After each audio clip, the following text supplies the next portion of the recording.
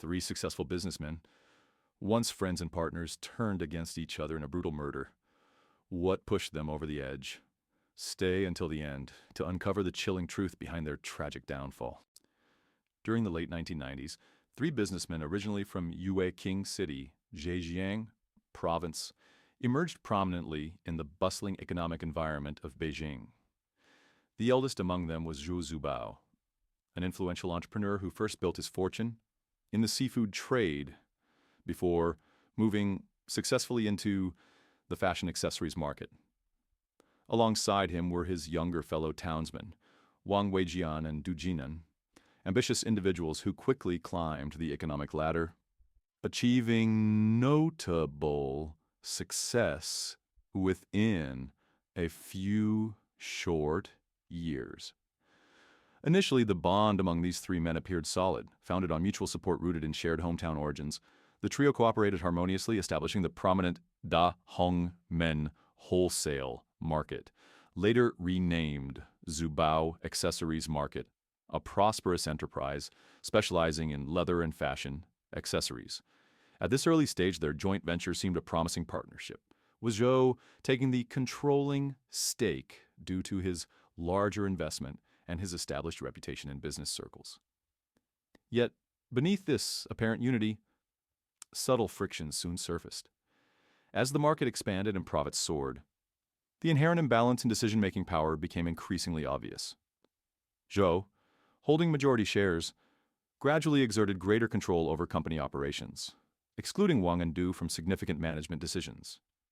This shift from cooperation to hierarchical dominance led to growing dissatisfaction among Wang and Du, who felt sidelined and marginalized despite their considerable initial investments totaling 1.9 million yuan. Psychologically, the tensions arising between former close associates frequently trigger a deeply rooted sense of betrayal, intensifying personal resentment. This phenomenon was clearly observable in Wang and Du's case. Their sense of injustice was further exacerbated when Zhou openly refused their requests to withdraw their capital. Rather than resolving the issue legally or amicably, the dispute escalated rapidly, with the antagonism shifting from purely financial disagreements to personal animosity. The breaking point occurred when Zhou's son, Zhou Jiandong, in an effort to secure family interests, orchestrated a violent intimidation against Wang and Du. This event marked a crucial turning point in the deteriorating relationship. One evening, a group of armed men, notorious local gangsters known for their brutality, surrounded the offices of Wang and Du, wielding steel rods and knives. They conveyed a sir, direct, unspoken message. Further attempts to reclaim their investments would provoke violent retribution. In criminal psychology, an event of this magnitude typically serves as the catalyst for transforming unresolved financial disputes into aggressive personal vendettas. For Wang and Du, being physically threatened and publicly humiliated was no mere inconvenience. It was a severe blow to their pride and honor. This humiliation embedded deeply within their psyche, triggering a profound emotional transformation. Resentment turned to hatred, and the notion of revenge gradually overshadowed rational thinking. This incident not only destroyed the remnants of their origins, the core person was sincerely but also set both Wang and Du on a dangerous psychological trajectory. Anger and frustration distorted their judgment, leading them to contemplate solutions outside the boundaries of law and morality. The initial camaraderie, which had once bonded them as fellow townsmen and business partners, was now replaced by an irreparable divide, setting the stage for the subsequent descent into violent criminal acts. Following the violent intimidation incident, Wang Weijian and Du Jinan became increasingly consumed by resentment and a profound sense of powerlessness. They perceived themselves as victims of an injustice orchestrated by Zhou Zubao, their once trusted friend and partner. In criminal psychology, this sense of victimhood often fuels individuals to justify extreme measures they would otherwise reject. For Wang and Du, the transition from law-abiding businessmen to planners of violent retaliation was incremental, yet psychologically inevitable. Driven by desperation and unwilling to pursue lengthy and costly legal battles, the two men sought assistance from Yang Jinfu, a notorious gangster already wanted by authorities for a previous murder. The decision to involve Yang, a man experienced in violent crime, marked their psychological descent into serious criminality. At first, Wang and Du intended only to frighten Zhou, using intimidation as leverage to reclaim their lost investment. However, the involvement of a figure like Yang inherently implied acceptance of violence as a potential outcome. During private meetings held discreetly in Beijing, Wang, Du, and Yang methodically outlined their strategy. The very act of planning violence signifies a significant psychological shift from passive resentment to active aggression. By this stage, both Wang and Du had mentally crossed a crucial moral threshold. Once ordinary businessmen, they were now accomplices preparing a carefully calculated homicide. Their rational thinking was completely overtaken by greed, revenge, and the twisted perception of regaining dignity through violence. Yang Jinfu, given his criminal background and connections within the underworld, quickly mobilized resources. He recruited 5 men known within criminal circles for their ruthlessness. He purchased butcher knives specifically chosen for their brutal efficiency, ensuring maximum lethality. Yang meticulously studied Zhou's daily routine, surveilling his movements, carefully selecting the optimal moment and location for the attack. The level of detail and careful planning exhibited here is indicative of calculated criminal intent, driven less by impulsiveness and more by deliberate cold rationality. Wang and Du, having fully endorsed Yang's deadly plan, paid him an initial deposit of 100,000 yen.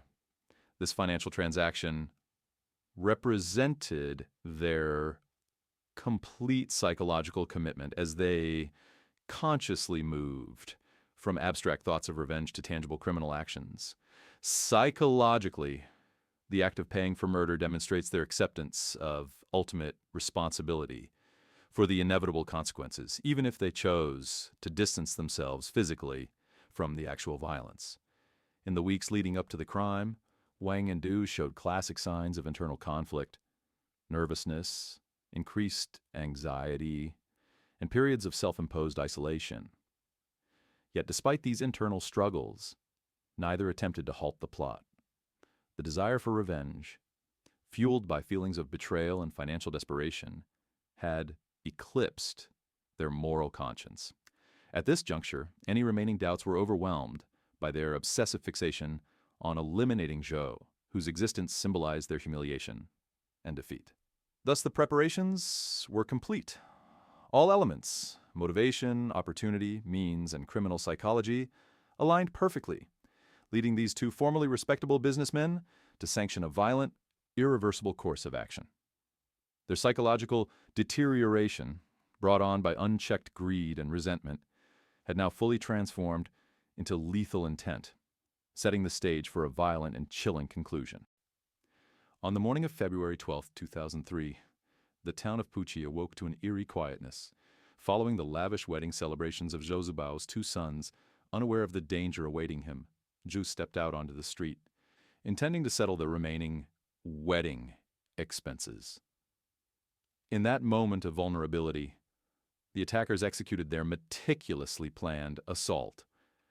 The silver gray van abruptly stopped next to Zhou, and 5 men armed with butcher knives descended upon him without hesitation, brutally delivering 14 violent stabs and slashes. The crime scene was a shocking display of brutality.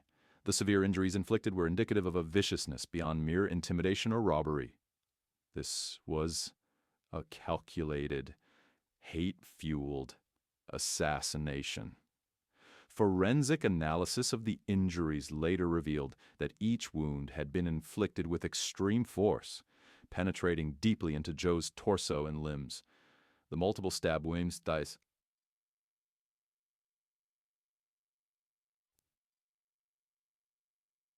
vital organs suggested the assailants aimed not only to incapacitate, but explicitly to ensure death. Blood quickly pooled on the pavement, staining the street and creating a chilling visual testament to the horror of the attack.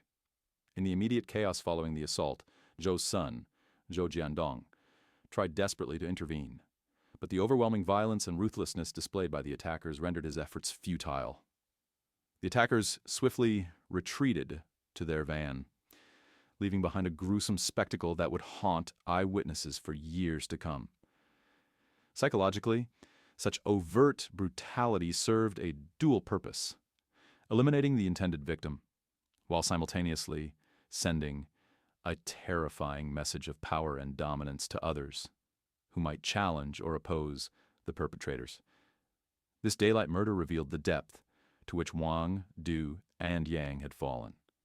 Psychologically, carrying out the killing openly indicated a total disregard for consequences, driven by a warped sense of justice born from prolonged resentment and perceived betrayal.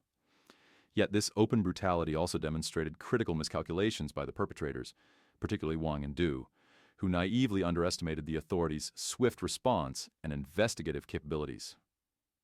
Law enforcement immediately focused their attention on the silver gray van, quickly identifying Yang Jinfu's involvement. Despite careful planning, the perpetrators had overlooked simple yet crucial details. The getaway vehicle's license plate was recorded by witnesses, directly linking Yang and, subsequently, his associates Wang and Du to the murder. Once identified, all suspects were rapidly apprehended, shattering any illusion of impunity or escape that Wang and Du might have held. The trial exposed the cold, calculating nature of the conspirators, revealing the careful orchestration of the killing. Evidence presented in court left little doubt as to their guilt. Yang, Wang, and Du, once considered prominent businessmen, now stood publicly disgraced, their reputations permanently shattered by their descent into violent criminality. Ultimately, the murder marked the irreversible culmination of greed, resentment, and psychological deterioration. Wang and Yang received death sentences, and Du faced a life sentence suspended for 2 years. The harsh sentences reinforced society's condemnation of their actions, emphasizing the severity and irredeemability of their crimes. From a criminological perspective, this case illustrates how unresolved grievances, if allowed to fester unchecked, can escalate into violent, irrational actions with catastrophic consequences. The psychological transformation of Wang and Du underscores a disturbing truth: that ordinary individuals driven by unchecked greed and resentment are capable of committing extraordinary acts of brutality when they perceive themselves as victims pushed beyond their limits.